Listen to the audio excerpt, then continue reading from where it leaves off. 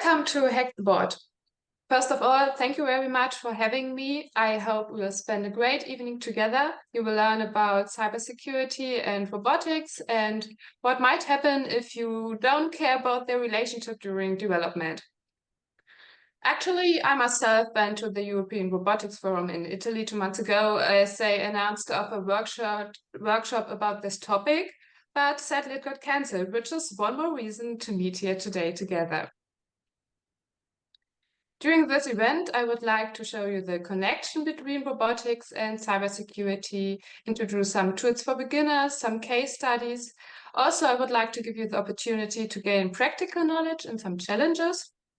And I prepared a small hacking demonstration, and you can try out prompt engineering to learn about security and large language models. Last but not least, I would like to give you a quick overview about current research topics and provide you with some websites for your next steps. So, let's start with the connection between robotics and cybersecurity. Robots of today and tomorrow are in closer contact with humans, and being aware of their vulnerabilities and potential threats is fundamental to guarantee the safety of humans and robots. Although their role can, for example, be a facility for improving human life quality, many unfortunate and harmful events can occur. Therefore, the consequences of security issues can be quite traumatic in many aspects. Currently, most papers deal with denial of service attacks and attacks to ROS nodes, followed by man-in-the-middle spoofing, eavesdropping, and hardware attacks. This statistic reveals the anticipated results of cyber attacks against automation and robotic systems around the world as of May 2017. As you can see, 40% of the respondents agreed that a successful cyber attack would bring about disruption of manufacturing. So taking a closer look, how attacks affect is definitely worth it. Attacks can in fact affect robots in different ways. They can harm robots physically, damage them and them around them. They can alter the robot from a networking perspective and defeat the operating system as well. Attacks to microcontrollers for a robotic car can efficiently impact the performance of motors and batteries and give false instructions. Attacks can also have a robot crashes into the wall, not reaching the destination, come closer to a wall than expected, move out of limits in the opposite direction, and could possibly crash. We'll see later on how the robot Alpha 2 is able to actually physically harm humans around him. Now let's take a look at the application domains of robots to get a better understanding of the attack factors. Robots have been employed in different fields like agriculture, industrial, medical, military, police, and disaster field. Agriculture robots mainly perform tasks outdoor and can be quite easily physically attacked, so they should be protected with a physical shield, and physical buttons and controls should be covered or hidden, quite obviously. Industrial robots can potentially be a threat to humans surrounding them in factories. Robots can be physically as well remotely attacked, causing damages to the working environment as well to people co-working with them. In the medical field, robots are often exposed to unwanted input injection results, like jumping, halting, or just being unavailable. Disaster field robots are more susceptible of wireless jamming, robotic communications, and of network attacks in general. Military field and police robots can be attacked, for example, over the network, so encryption is a necessary solution to preserve data. According to the military field, I would like to present you this paper from last year to you. It's about how to use deep learning methods to prevent man-in-the-middle attacks on a military ground robot. To demonstrate the efficiency of the proposed algorithm, they conducted penetration testing in form of man-in-the-middle cyber attacks. The GVR bot, it's a military ground robot developed by the United States Army, which you can see here. And a potential intruder may want to compromise sensory data or guidance signal in an attempt to, like, electronically hijack the autopilot system, for example, to deviate the robot from its intended trajectory. The major problem is that the system employs WAS 1.0, which is an open source robotic middleware platform in its main processor, which has lots of vulnerabilities. On the left-hand side, you can see the WAS handshake process to establish a connection between the publisher and the subscriber. Information sharing is done via the XML RPC, which is a remote call procedure protocol with XML to encode its call and HTTP, not HTTPS, as a transport mechanism. The red line represents WAS TCP, which is a transport layer for WAS messages and services, as you know, the standard TCP IP sockets. Some of the vulnerabilities include, first of all, the network traffic of a legitimate user is not encrypted, obviously making it easy for an attacker to eavesdrop, record, manipulate, and so on. Second, the system also employs an anonymous graph type structure. So each node within the graph has limited integrity checking capabilities.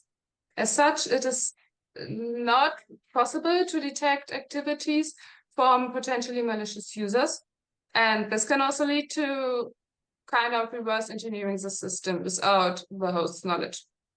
And number three, the system also employs an open subscription system, meaning each node can act as a publisher or subscriber, and as such, the system is quite vulnerable to packet sniffers. Besides the general overview of attack vectors, I want to give you a more detailed insight into issues, vulnerabilities, and risks. There are a lot of issues, as you can see. For example, the lack of secure networking, which renders the communication between robots and humans insecure. The lack of proper authentication, which leads to an unauthorized access using standard usernames and passwords, which can easily bypassed by a given attacker. Also, lack of confidentiality, lack of privacy, lack of integrity, lack of verification, lack of authorization, which defines the physical access based on the assigned access controls inside the robotic labs, misconfiguration and bad programming, which may render robotic systems and operating systems incapable of performing the intended tasks, lack of tamper-resistant hardware, which renders robots prone to damage and partial or even total destruction, and also some factors which are more or less self-explaining, like lack of self-healing processing, lack of safety designs, lack of security by design features, lack of update, lack of advanced intrusion detection systems, solutions, and lack of security patches. Followed by that, I'd like to introduce the most important vulnerabilities, which are network vulnerability. This term refers to various wired or wireless communication and connection attacks, including, for example, replay, man-in-the-middle eavesdropping, sniffing, spoofing, and so on. Platform vulnerability, which includes the lack of constant updates of software and firmware patches. Application vulnerabilities. Security vulnerabilities refers to the adoption of new security measures without testing, and this can sometimes affect the performance of both robotic systems and devices. Bad practice vulnerability includes the bad choice of security measures and as well as lack of coding skills, which can be easily remodified. Update vulnerability and management vulnerability, which includes the lack of advising, planning, security guidelines, procedures, and policies.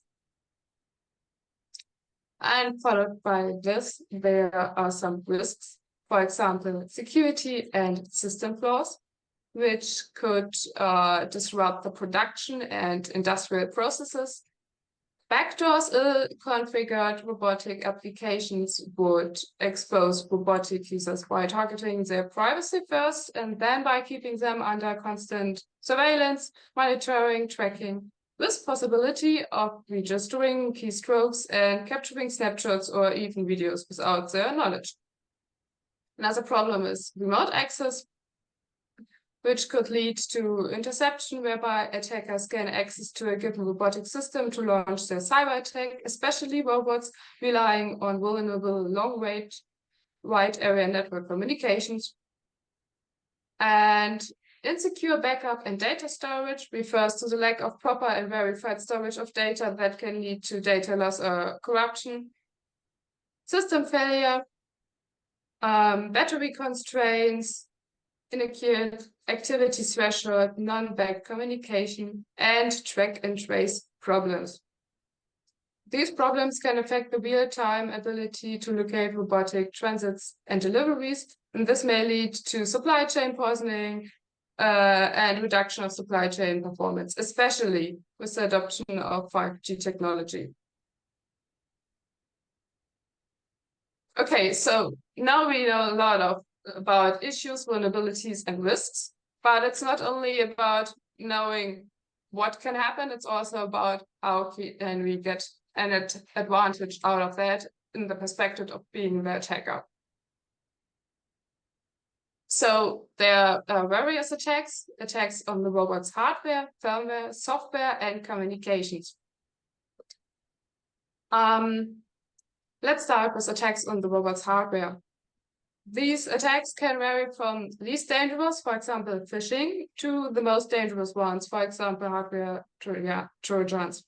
Such attacks can lead to the implementation of backdoors, for example, and also robots are prone to implementation attacks such as side channel attacks or port attacks that could possibly lead to sensitive data loss or system exploitation. Also attacks on the robot's firmware. For example, the operating system upgrades are achieved via internet connection, and due to the presence of firmware codes that are usually stored on a flash memory, they could be prone to denial of service or distributed denial of service attacks and arbitrary code execution. Let's take a deep look at attacks on the robot software, which are a lot, and I wanted to introduce some examples. So the first one is worm attacks. They aim to target the robotic system by exploiting the vulnerabilities of their networks, connected devices before self-propagating and self-replicating to infect other robotic devices.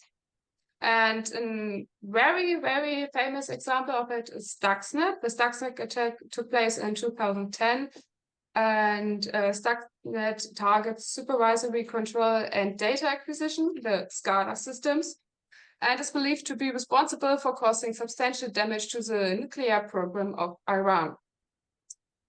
Another software attack are ransomware attacks. They aim to encrypt all the data linked to robotic systems, devices, and applications, as well as locking the backup data while preventing legitimate users from re-accessing them without conducting, for example, a Bitcoin payment. Another attack are botnet attacks, which are usually employed as bots to conduct distributed denial of service attacks. Buffer overflow attacks, I guess some of you might also heard about them, aim to exploit, for example, WAS vulnerability to manipulate a robotics device memory to control the robot and hijack it. There are two types: stack-based, which is a continuous space in memory used to organize data associated with function calls. And the second one is heap-based, which is where the amount of memory required is too large to fit on the stack. Then we have reverse engineering attacks, which are based on the attacker's ability to convince their victims that they are a legitimate user, for example, in an IT company and so on, and then retrieve useful information which the attacker needs to launch his attack against a given robotic system. Then we have remote code execution attacks, which are based on the attacker's capability of executing malicious code in order to perform an injection attack afterwards. And last but not least, phishing attacks, which are still ongoing with a variety of targeting robotic employees and firms with different privileges and access level.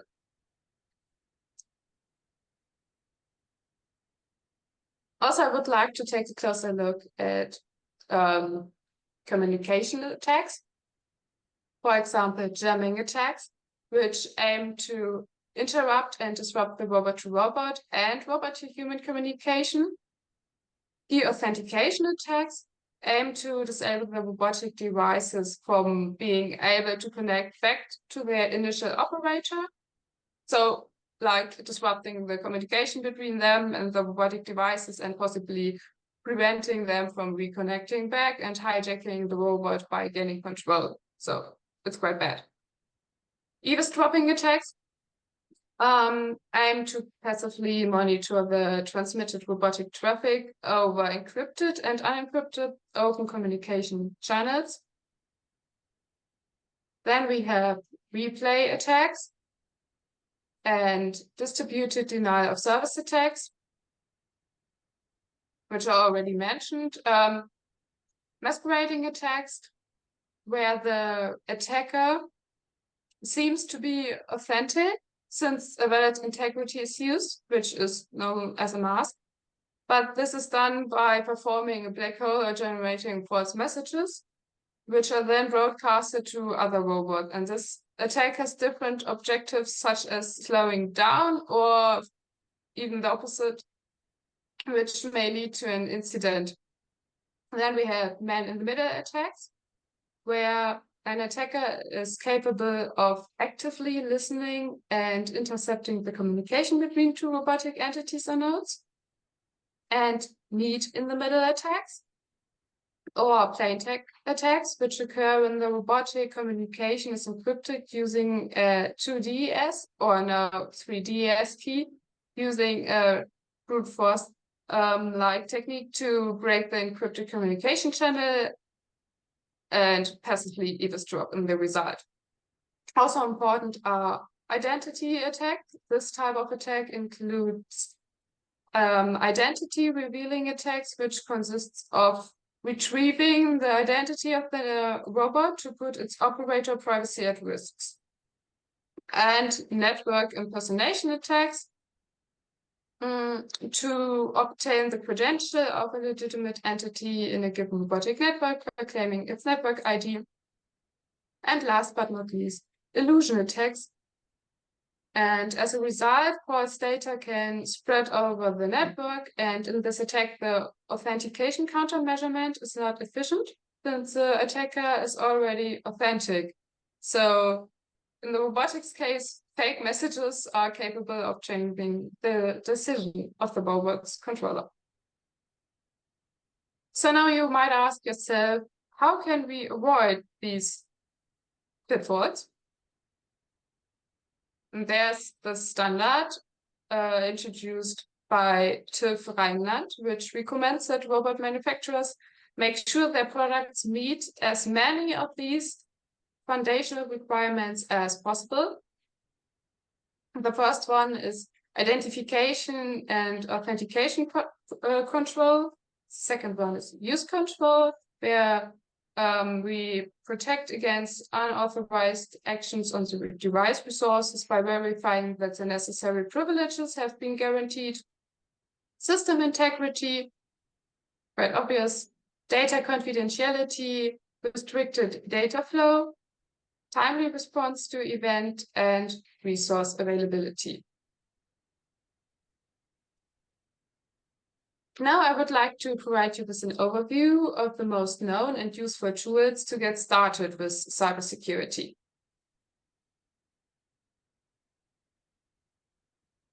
The first one is Nmap, which can be used to check networks and computers on the internet for open ports and services that start on them. And in addition to simple port scanning, Nmap also supports running complex scripts via the NSE engine, the Nmap scripting engine. And these text files are written in the Lua programming language, and for many vulnerabilities, Nmap scripts exist that show whether the respective server is affected. For example, if you can find an SSL hard leak. Next tool is GoBuster, which you can use to scan a website for directories using a word list and print the full URLs of discovered paths. There's a special mode you can choose, which is a DNS subdomain brute forcing mode. And this is mainly used to enumerate subdomains in the target domain, and you can use this mode to find hidden or unidentifiable subdomains for a given target domain, which can be quite useful. The next one is Wireshark, an open source software for analyzing network protocols. It captures network traffic on the local network and stores this data for offline analysis. For example, you can use it to filter to see TCP traffic between two IP addresses. The next one is Metasploit, a tool for developing and executing exploits. Here, search with the command name is the name of the object you're looking for, and type is the kind of a script you're searching. And for testing purpose, there's a VM machine with plenty of vulnerabilities, which you can download from this provided link. And if you do so, you're using Kali Linux. And before starting Metasploit, you will always start with Nmap to scan the network and discover machines. As can be seen in the screenshot, there are 5 hosts in the network with details. And now that you found the hosts that are alive, you can try to find the operating system they are running on and their background services. You can, for example, try to attack the first machine. To do so, run the following command in the bubble. And if you do so, you get information about open ports, the operating system, and so on. And then you can start using Metasploit. The next one is Nikto, which is a web server vulnerability scanner that automates the process of scanning web servers for out-of-date and unpatched software, as well as searching for dangerous files that may reside on web servers.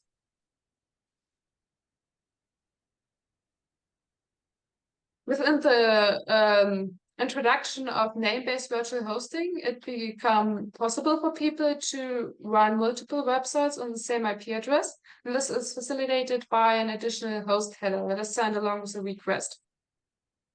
And it's an important factor to keep track of that during an assessment, because different virtual sites on the same IP address may have completely different security postures.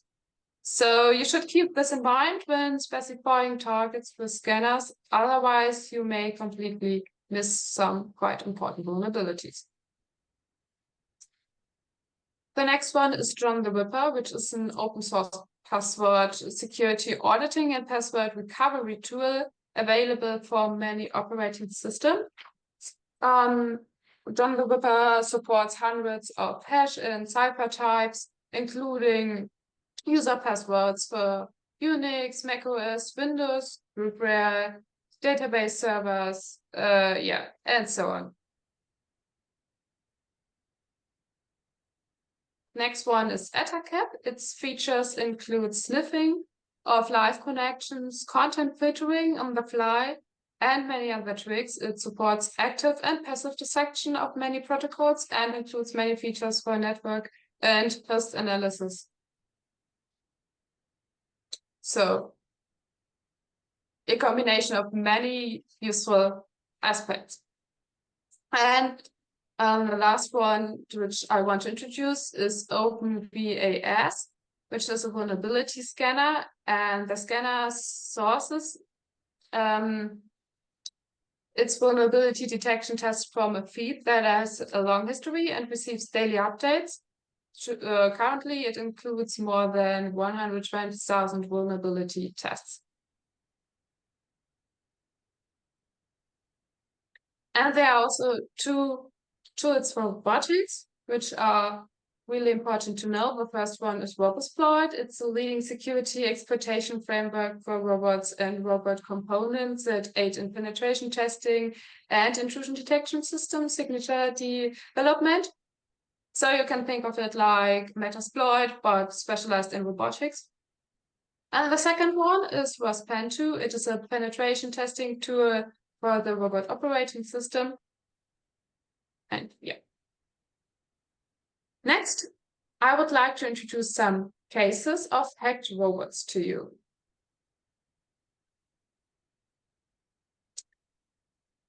If you own UR3, UR5, or UR10 developed by Universal Robots, chances are, among lots of other vulnerabilities, your robot owns an open SSH version that's vulnerable to denial of service by external authenticated users. Particularly, it has been found that the Universal Robots controller's file system based in Debian allows attackers with network connection to the robot to cause a denial of service. Before version 7.3, the password length for password authentication was not limited, which allows remote attackers to cause a denial of service via a very long string. The next case study is about Alpha2. I would like to show you a short YouTube video which demonstrates what can happen if you hack Alpha2 from UBTech.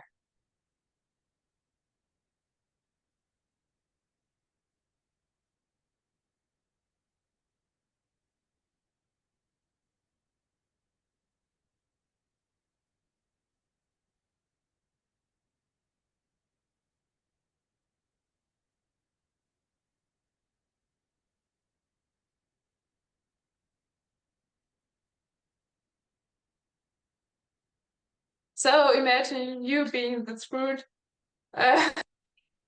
Your life wouldn't be so nice anymore. So yeah, Alpha2 has a lot of vulnerabilities too. And last but not least, I would like to talk about the vulnerabilities included in Pepper. Pepper has been manufactured by SoftBank Robotics and is a human-shaped social robot designed to engage people and interact with them. Its main characteristic is a capability to infer basic human emotions and react accordingly.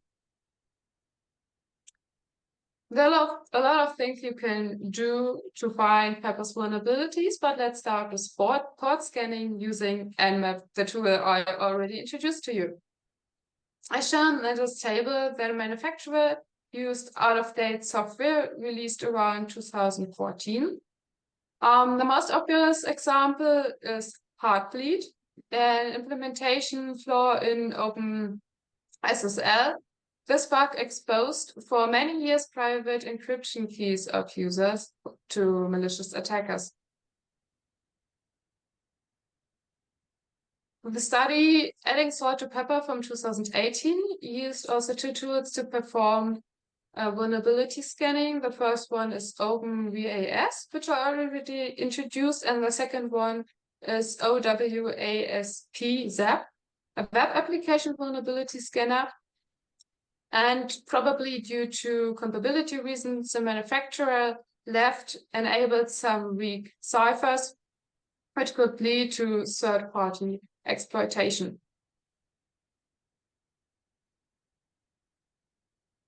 Pepper offers users a web page where some administrative tasks such as factory reset and password change can be easily performed, but the communication is established over HTTP rather than HTTPS, so you can capture the login communication flow to steal login credentials. It's quite easy to retrieve in clear text the user password pair where users always know. And this has been done using EtherCap and Wireshark.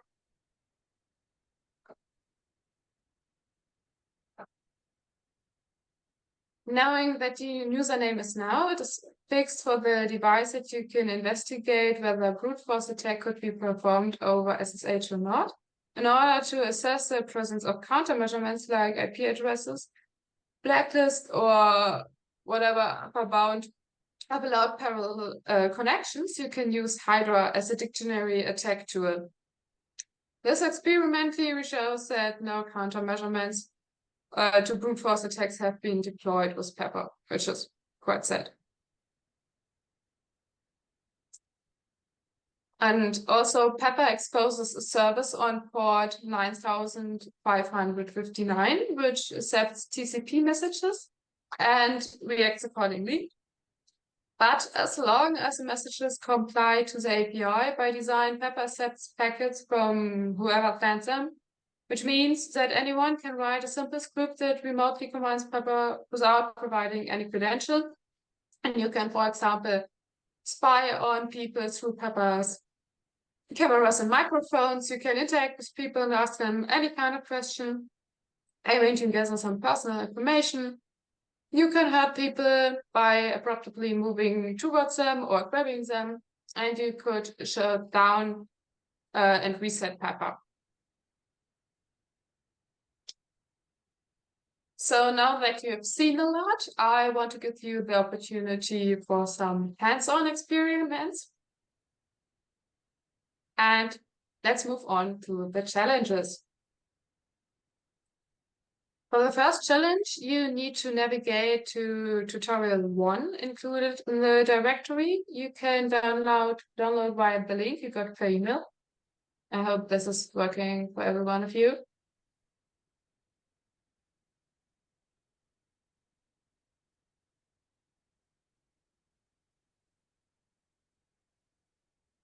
Please interrupt me if there are any problems, then I can help immediately. Otherwise, I will go on. The objective of this task 1 is to show how buffer overflows can affect the behavior of a program. And in this tutorial, we will be overflowing a buffer in the stack to alter the behavior of a program.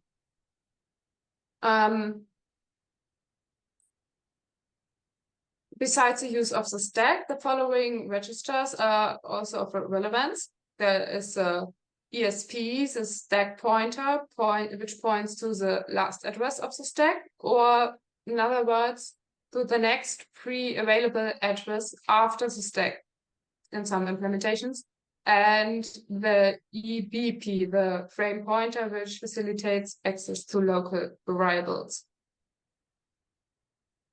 From one point of view, a function call alters the flow of control just as a jump instruction does. But unlike a jump, when finished performing a task, the function returns control to the statement or instruction following the call. And this high-level abstraction is implemented with the help of the stack. And now I ask you to build the Docker container, which can take a few seconds, run the program, overflow, and think about the output you get.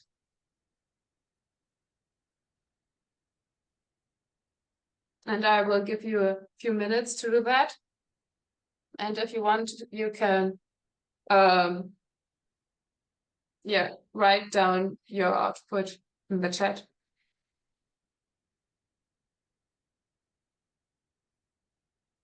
Okay, then let me explain the magic behind this. To do so, let's look at the assembly code of the main function.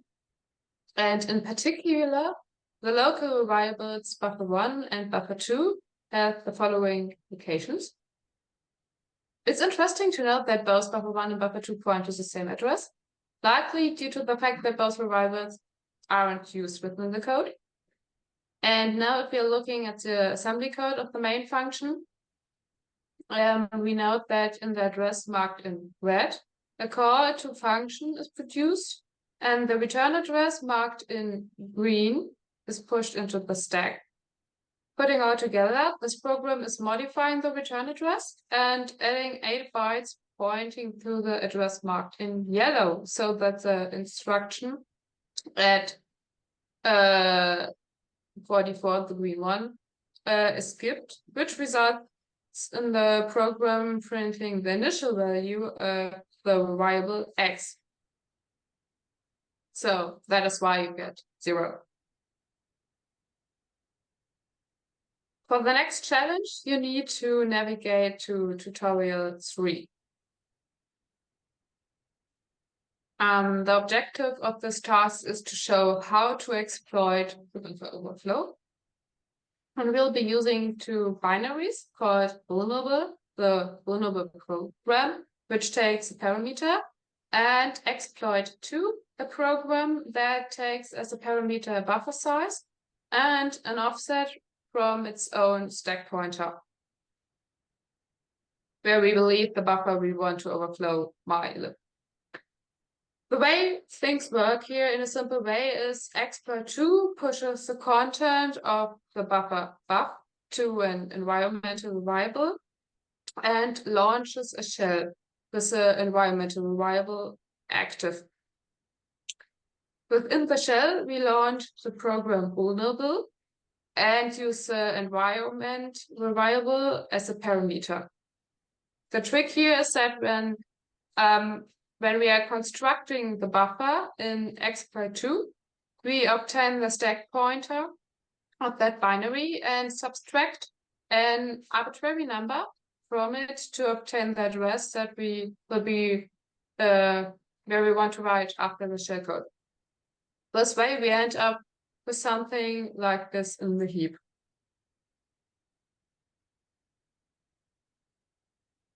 And now when we launch a shell and launch vulnerable within the shell, our stack is growing as the following. What this tells us is that if we subtract the red and the green address, we can figure out the offset address needed. In this case, it's 1664. In other words, if we subtract this value to the stack pointer value of exploit2, we could point to the stack pointer of vulnerable.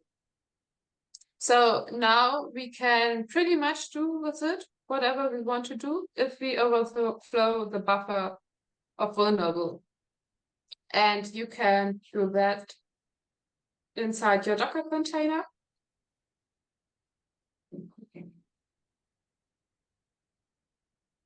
Okay, then I will move on to the next level.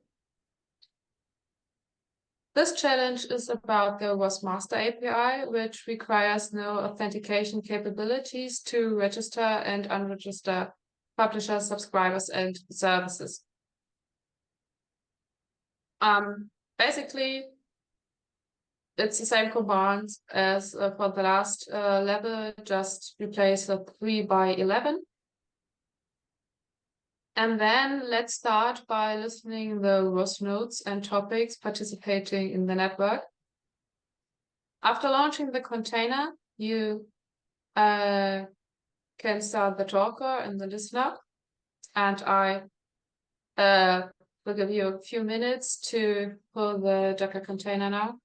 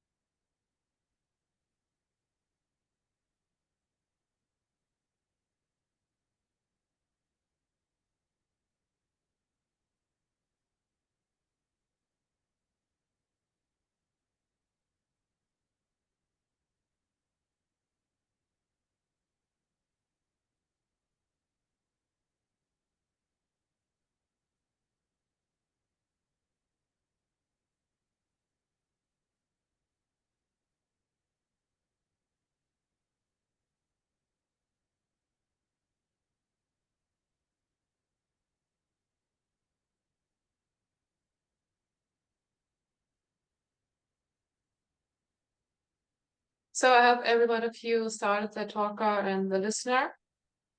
And now you need to get a second command line into the simulated robotic scenario. And to do so, you can type docker ps, and then you get your container ID, which you need to use to replace this X.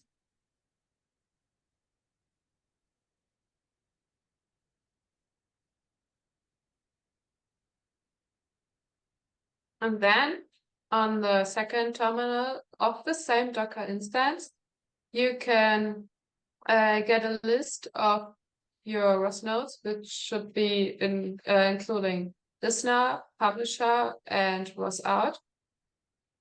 And you can also ask about the topics, which are flag, ROS out, and ROS out underscore egg.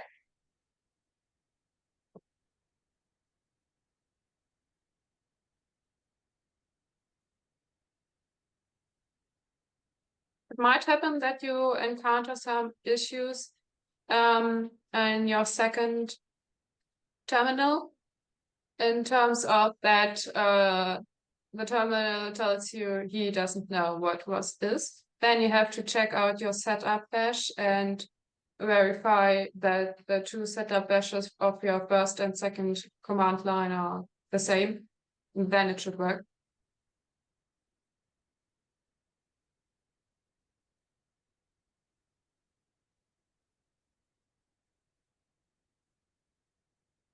And then you can unregister the publisher with this command. And if you ask about the ROS node list again, you will just see listener and ROS out, but no publisher anymore. And before we go on, let me quickly remind you that there are two more challenges in the directory you downloaded, which are called Web1 and Magic Cars. That's kind of like homework for you because they are quite complicated and time-consuming. Web1 is a website where you can log in, but you can't register. As a hint, have a look at the index.php and database file and try to find out what hashes are used. And be aware of the fact that the developer has great knowledge in C code, but no experience with PHP.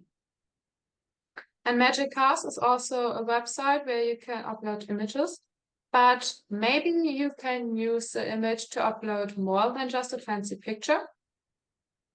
So play around a little bit and don't hesitate to contact me after this workshop if you encounter any problems.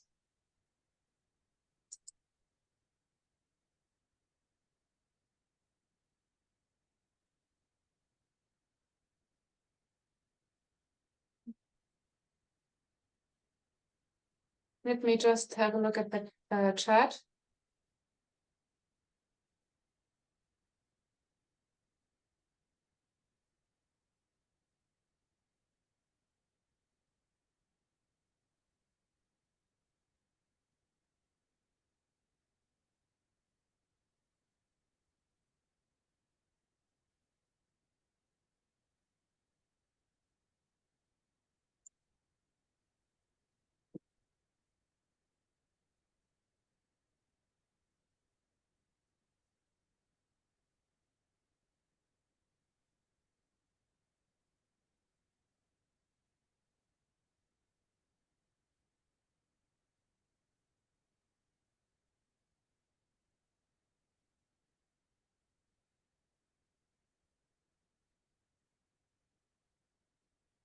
Okay, now I would like to present the effects of hacking in a more kind of visible way and also a quite fun one, I hope so. Let's come to the hacking demonstration. This demonstration uses a robot car kit 3.0 from Illego. It includes a Bluetooth module, an ultrasonic module, and a line tracking module. In case one, you can see the normal and expected behavior using the line tracking.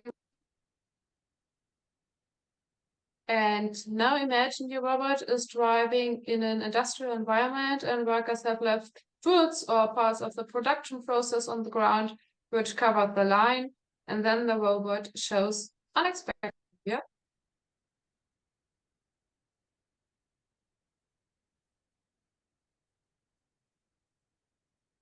Now imagine a slightly more complex trajectory.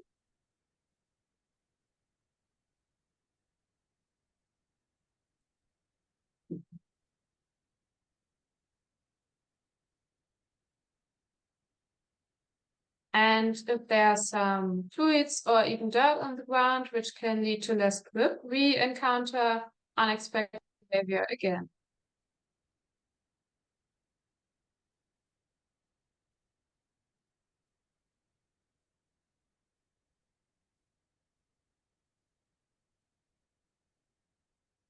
The last example shows a software hack in terms of a buffer overread caused by the assumption that the programmer wants to write code so that the robot drives forward as long as the line goes straight forward and trying to access the buffer if it's not the case anymore.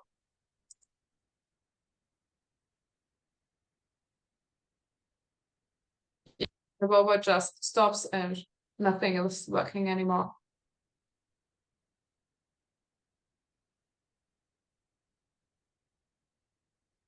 Now let's come to AI and security. You might wonder now what an enhancement it could be to formulate precise and efficient action plans based on natural language instructions instead of programming and, in the worst case, creating lots of vulnerabilities. I guess all of you have heard about large language models, which have undergone significant expansion in the last years. And a major progress with large language models is in robotic the task planning, manipulation, reasoning, and human-robot interaction. For example, by integrated reinforcement learning with human feedback, robots can continuously improve their task execution.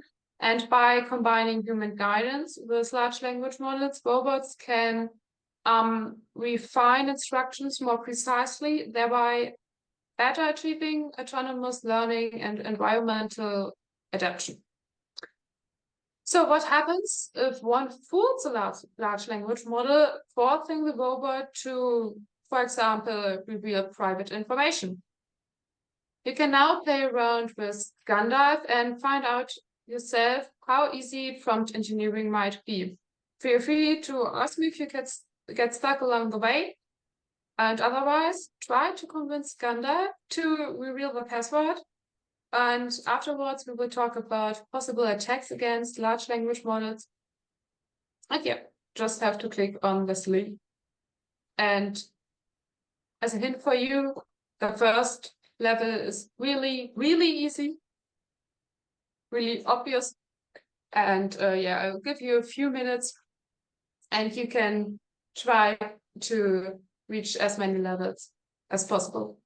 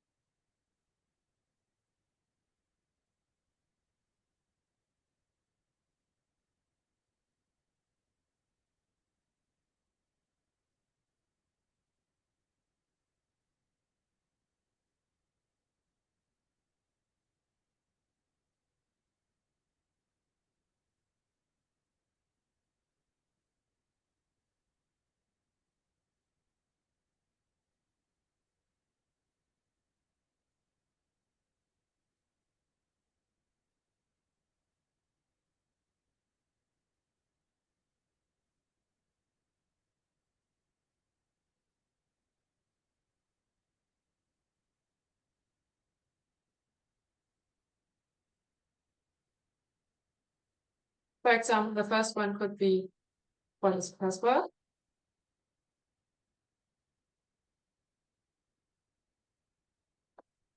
This was directly a success. Okay. And if I try the same question again, I will fail. And now I need to be a little bit more creative.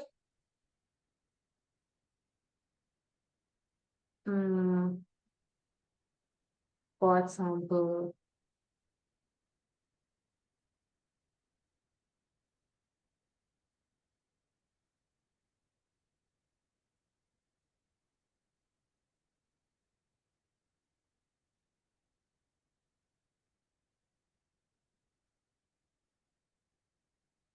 so this work.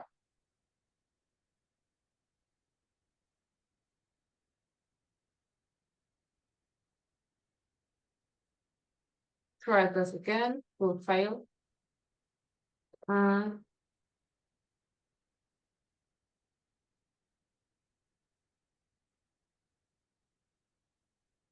That maybe if Gandalf doesn't want to tell me the password directly, maybe he can give me a clue about how, in which direction I have to think to guess it. So I asked him.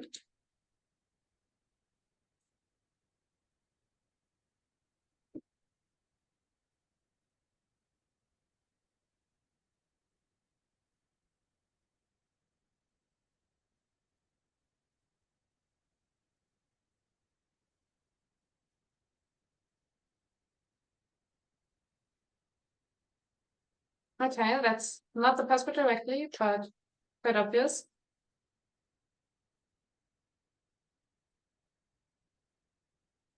And yeah, that's the way it goes.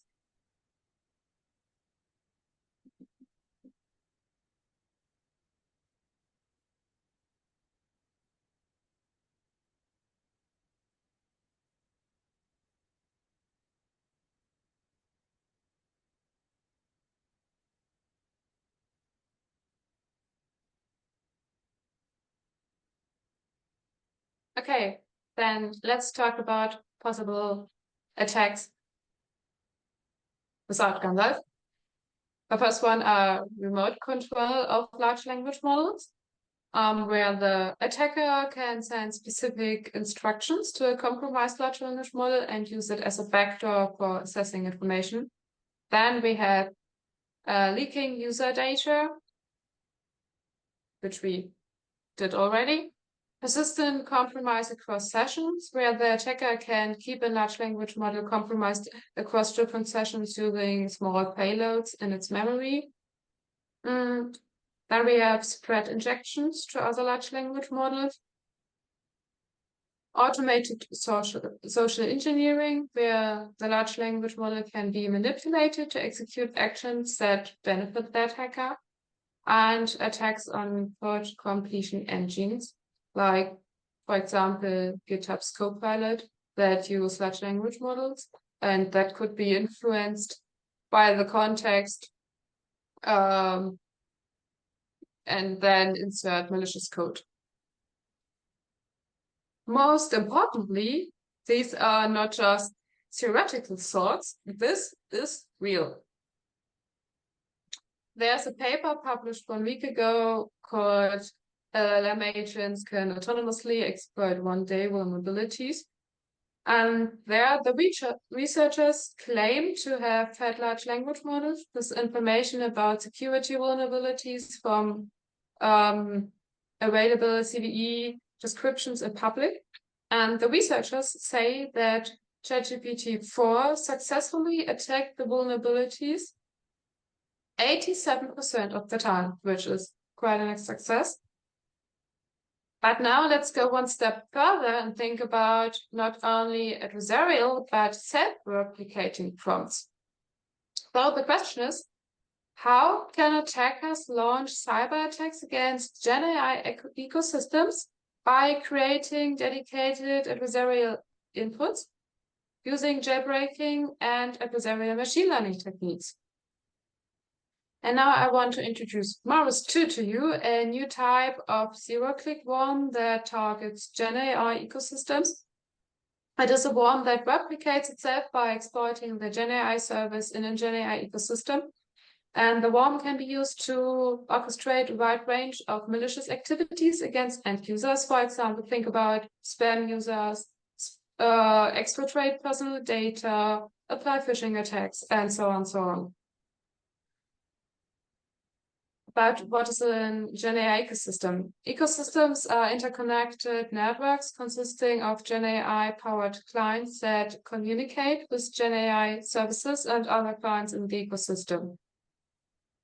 An adversarial self-replicating prompt is a prompt that triggers the Gen AI model to output a prompt, and the self-replicating prompts can be integrated into images or text. And when such inputs are processed by Gen AI systems, they trigger the model to output the input prompt, so it will be replicated in the next inference as well. They can trigger malicious activities and create an output capable of exploiting the ecosystem. For example, if you use a worm to target the autoresponder functionality of an email assistant, you can create an email with a textual adversarial self-replicating prompt, which poisons the database of the email assistant, first of all. And then, when this email is sent to GPT-4 or Gemini Pro, it jailbreaks the Gen AI service and forces it to replicate the input to the output and exfiltrate sensitive user data provided in the query. And this response later infects new hosts when it is used to reply to an email sent to a new client and then stored in the database of this new client. Let's end this kind of deep dive into large language models for now and think about global trends in cybersecurity in robotic market in general. Let's come to current research. Based on literature, robotic cybersecurity is still a very new field. There's a gap between the expectations and the actual investment, which suggests that cybersecurity actions in robotics will definitely grow in the future. According to the white paper, Artificial Intelligence and Cybersecurity Research from June 2023, published by ENISA, the European Agency for Cybersecurity, the focus of using AI in cybersecurity is on attacks exploiting existing vulnerabilities, attacks poisoning training data, adversarial attacks in order to alter the prediction of AI system in a targeted manner, and reverse engineering attacks against the trained model based on accessible query interfaces in public. In order to provide a combined set of security best practices for robotic file systems and communication, it is also needed to examine the security between IoT-enabled robots and the cloud infrastructure. That's the next point.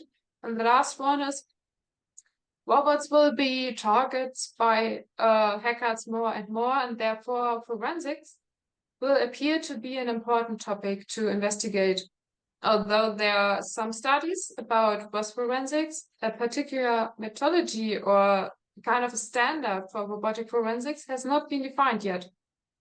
And some challenges about the ROS include real-time investigation, because communication between the robot components and ROS, which adds some additional data during the process. Yeah, it's quite a challenge. And another challenge is also to acquire accurate evidence from ROS. On the one hand, there's this tool called Forensic Toolkit Imager Tool, which is a platform for digital investigations that can be used for helping to reduce the analysis time. But on the other hand, the difficulty is separating the fact of system bugs from still ongoing attacks, since forensics' goal is to identify possible attacks and their consequences.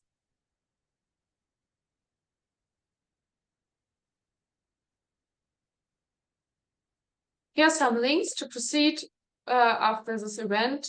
Especially, I can recommend Try Hack Me and the Robot Hacking Manual, as I started my journey with them myself. And before we conclude, I want to remind everyone that your engagement doesn't have to end here. And for those interested in further discussions or networking opportunities, please feel free to connect with us and become a member of Women in AI and Robotics. Once again, thank you all for being part of this event. And yeah, just let's continue to learn and grow together. And thank you for your participation. Thank you.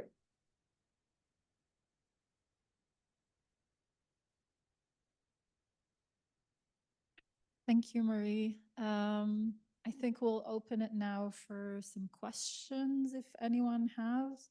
I know there's only already one question in the chat.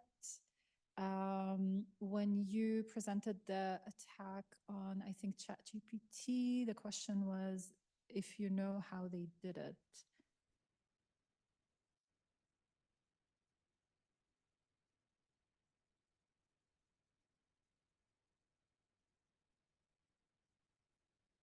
Marie, can you? Yes, sorry, can you repeat the question, please? Yeah, you presented that there was an attack, I think, on ChatGPT or an LLM in one of the slides, and a question in the chat was if you know how they were able to attack.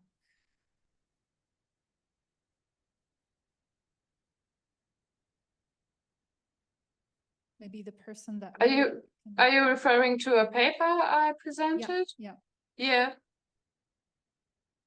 I think you mean the one with the CVE descriptions. Perhaps. I think you got me wrong, because it was not an attack on ChatGPT, but ChatGPT was used to write a text based on these CVE descriptions. Yeah. All right. If the person that wrote it got the answer, great. If not, maybe it would be good to repeat the question. Do we have questions here in the audience? No? All right. Anyone more in the chat?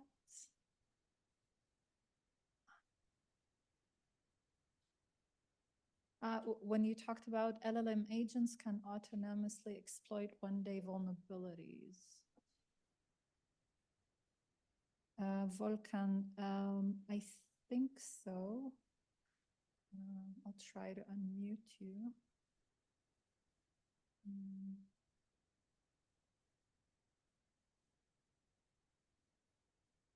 Hey, Marie, can you hear me? Yeah. Hello? Hi. Perfect. Thank you for the nice introduction in AI and cybersecurity and other topics.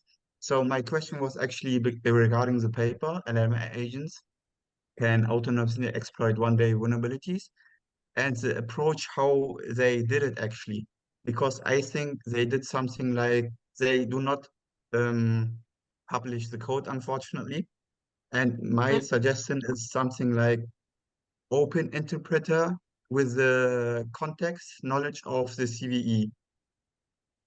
So because when you let's say with open interpreter, when you can prompt you can prompt some query which says, hey, hack me or give me the code which hacks this website, then probably he can give it. But I want to hear your suggestion, because I'm building for my thesis actually the same or more or less, and maybe some professional suggestion from you.